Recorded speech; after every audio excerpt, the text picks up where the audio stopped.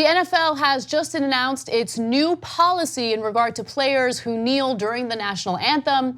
And unfortunately, the NFL is not siding with the protesting players. They are demanding that players who are on the field during the national anthem stand up during the anthem. And if they refuse to do so, then they should remain in the locker rooms or at least somewhere off the field where no one can see them and no one will notice or care that they're protesting. So Commissioner Roger Goodell said that owners voted to fine teams if their players are on the field or sidelines but do not stand during the national anthem, though players will be allowed to stay in the locker room if they choose. So previously, the players were forced to be out on the field, and they've changed that policy to basically let them know if you don't want to stand, then stay in the locker room. All league and team personnel shall stand and show respect for the flag and the anthem. That was an exact quote from Roger Goodell, again, the NFL commissioner. The new policy was adopted without involvement from the players' union. And the union did respond to this policy change, and we'll get to their statement in just a second, but I want to open this up to you, Cenk. Rage. Yeah. Okay, yeah, I will rage on a couple of things. First of all, the commissioner says they will impose appropriate discipline on the players if they dare to express their freedom of speech. Lashings, maybe? I don't know what the discipline will be. Now, I say that and you might say, well, that's an over-the-top comment. Texans owner Bob McNair said that the NFL players letting them kneel and make those decisions on their own as if they're human beings with rights, it was, quote, the inmates running the prison. And at the time, there was a lot of blowback from it, so he briefly apologized.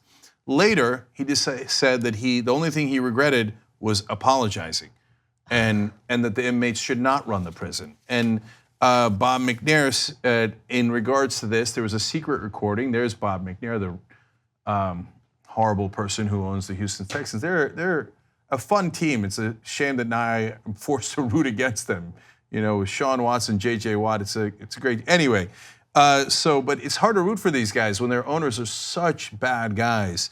McNair said in these recordings that the New York Times got, you fellas need to, telling the players, you fellas need to ask your compadres, fellas, stop that other business. Let's go out and do something that really produces positive results and will help you.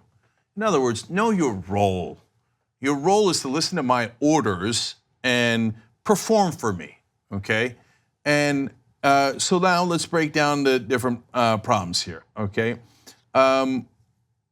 Roger Goodell said it was unfortunate that on-field protests created a false perception among many that thousands of NFL players were unpatriotic. This is not and was never the case. But by changing the rule, you just confirmed it. You just confirmed that false perception that they were unpatriotic. That is why you're now making them stand for the flag. And it's not only how he changed the policy or how they changed the policy, it's also the statement that he gave after changing the policy. All league and team personnel shall stand and show respect for the flag and the anthem. Well, if it was a false perception that they were not respecting the flag and the anthem, why did you just double down on it and say that statement? And even Bob Kraft, who's a huge supporter of Donald Trump, in the recordings that the New York Times got when the NFL owners were talking to the players. Later, they made the decision without talking to the players.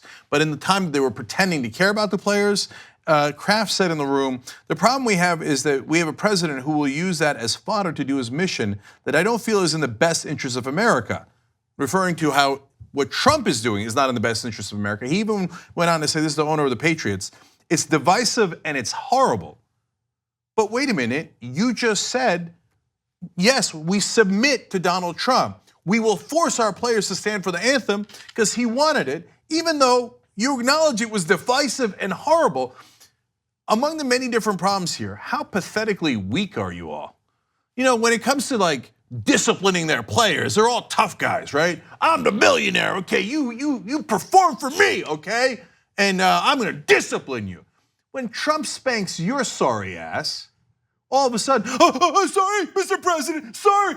Okay, we'll make them all stand. Well, please. Remember when they were out there and some of the owners even took a knee? You remember that? Even Jerry Jones did that?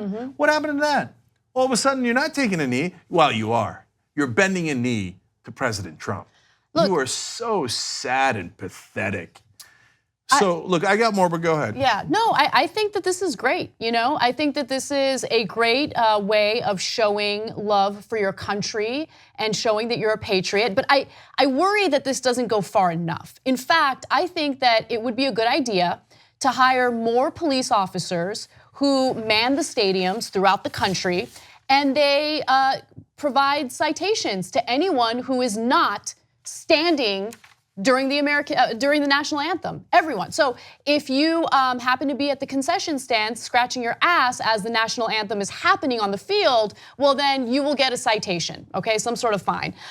If you happen to be in the bathroom when the national anthem starts, I don't know, maybe prison sentence, because you gotta show respect for the flag and the national anthem. Look, the reason why I'm saying this is because no one cared. No one paid attention to what was happening during the national anthem on the field of any sporting event until you had athletes who had the audacity to respectfully protest the fact that members of their communities were getting shot and killed because of the fact that they are part of a minority group. Unarmed individuals in their communities were shot and killed. But all of a sudden, since you have black athletes protesting something, everyone's outraged about the fact that their perception is that they're not respecting the national anthem. It's ridiculous. Okay, so many things to say. Number one, the whole idea of disrespecting the military is made up. It's a lie. That's not why they're doing it. It's never been why they're doing it. They were very, very clear.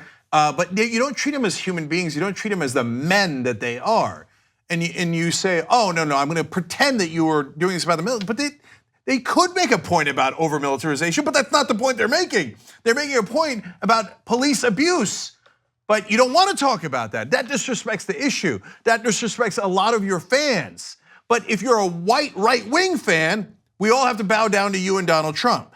If you're an African-American fan or you're a decent human being who's a fan of football, your views on police abuse and how we need to retrain the cops to respect the citizens is irrelevant. Who cares? You're spitting in our face. How about us? Don't we have rights? Okay, no, only the right wing. God dares. And by the way, as always, the most special snowflakes.